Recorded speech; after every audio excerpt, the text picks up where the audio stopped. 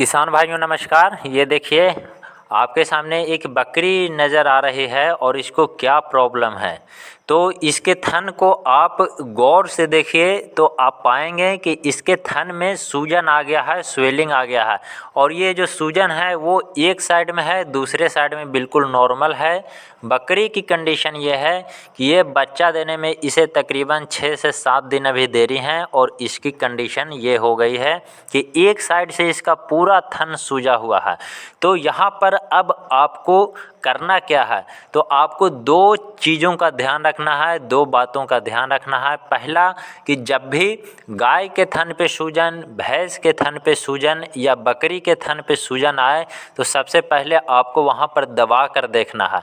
दबा कर देखेंगे, अगर उसमें गड्ढे बन रहे हैं, डिप्रेशन बन रहा है, तो वो अडर एडिमेटस स्वेलिंग का केस है और उस केस को बिना इंजेक्शन के ठीक करा जाता है। बिल्कुल 100% रिजल्ट है। जैसा कि इसमें हम दबा रहे हैं तो यहाँ पर गड्ढे बन रहा है, यानी ये अडर एडिमेटस स्वेलिंग है, थन पे सूजन है और इस केस का रिजल्ट 100% है। सारी बकरियाँ, सारी गायें, सारे भैंसे के थन ठीक हो जाते हैं।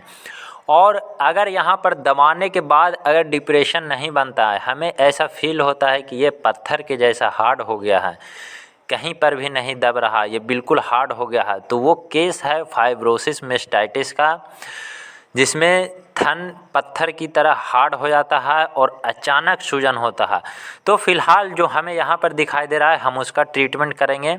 इस केस को ट्रीट करेंगे हम टैबलेट लासिक्स 1 गोली सुबह 1 गोली शाम, टैबलेट एविल 50 mg 1 गोली सुबह 1 गोली शाम, और लहसुन की 10 कलियां डेली रात को खिलाएंगे और 3 दिन करेंगे। चौथे दिन आपको बेहद ही शानदार रिजल्ट मिलेगा और बिल्कुल थन नॉर्मल हो जाएगा।